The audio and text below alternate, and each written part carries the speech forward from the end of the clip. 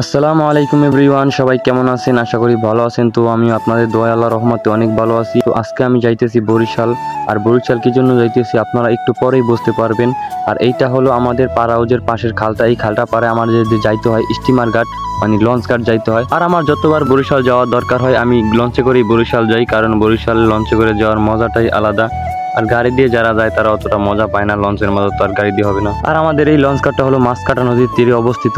অনেক সুন্দর ভিউ, আপনারা দেখলেই বুঝতে পারবেন। আর কিছুক্ষণের মধ্যে আমি ইনশাআল্লাহ পৌঁছে যাবো লঞ্চ ঘাটে। আর এই লোকগুলো দেখলাম এখানে এইভাবে থাকতেছে, তাদেরকে দেখে অনেক খারাপ লাগলো। আপনি যদি এর থেকে ভালো থাকেন আল্লাহর কাছে আলহামদুলিল্লাহ বলে শুকরিয়া আদায় করবেন। তো গাইস, বলতে বলতে চলে আসলাম লঞ্চ ঘাটে। আর এই লঞ্চ ঘাট আর এলো আমাদের এই যে স্পিড বোট ঘাট, দুইটা ঘাট একসাথেই থাকে। তো যাদের ইমার্জেন্সি কোনো কাজ থাকে তারা চলে যায় হলো স্পিড বোটে, আর যাদের কাজ না থাকে তারা লঞ্চে যায়। তো লঞ্চে যাওয়ার মজাই আলাদা। আর বোটে গেলেও সুবিধা আছে ভালো, যদি ইমার্জেন্সি কোনো কাজ থাকে আপনার এই জায়গা থেকে আধা ঘন্টা লাগে বরিশাল যাইতে। আর গাইস, লঞ্চে করে যেতে আমাদের প্রায় 2.5 ঘন্টা সময় লেগে যায়।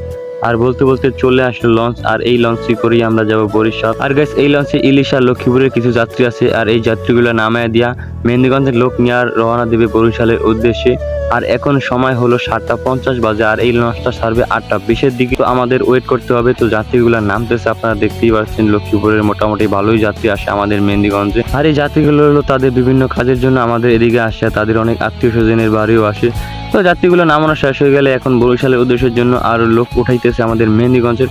তো আমরা ইনশাল্লাহ এখন উঠে যাবো। আর আমার ভিডিওর মধ্যে কাকু সামনে এসে বসে পড়ছে, কিছু কইতেও পারি না সইতেও পারি না, কারণ কাকু একটা মুরব্বী লোক, সম্মানীয় লোক, তার জন্য আমি তাকে কিছু বললাম না।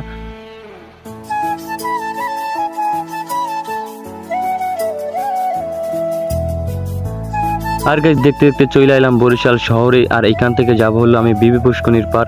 তো এখান থেকে আমি আর গাড়ি নেই, এখান থেকে মাত্র 5 মিনিট লাগে হাইটা যেতে। তো আমি হাইটাই চলে গেলাম বিবি পুষ্কনির পারে। আর এই ভাইয়ার দোকানটা হলো বিবি পুষ্কনির পার আওয়ামী লীগের অফিসের পাশে।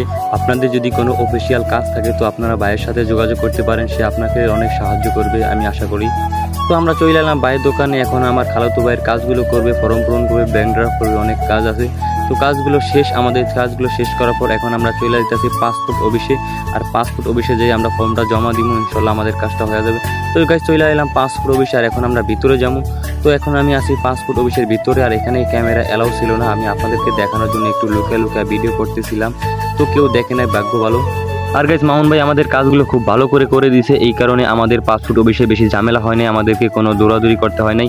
তো অতি তাড়াতাড়ি আমাদের কাজগুলো শেষ হয়ে গেছে। আর আমাদের পাসপোর্টটা বের হবে হচ্ছে 26 দিন পরে এসে আমাদের রিসিভ জমা দিয়ে পাসপোর্টটা নিয়ে যেতে হবে এই জায়গা থেকে। আর এখন আমরা আছি দুপুরবেলা একটা হোটেলে খাওয়া দাওয়া শেষ করে আমরা আবার লঞ্চ ঘাটের দিকে চলে যাবো।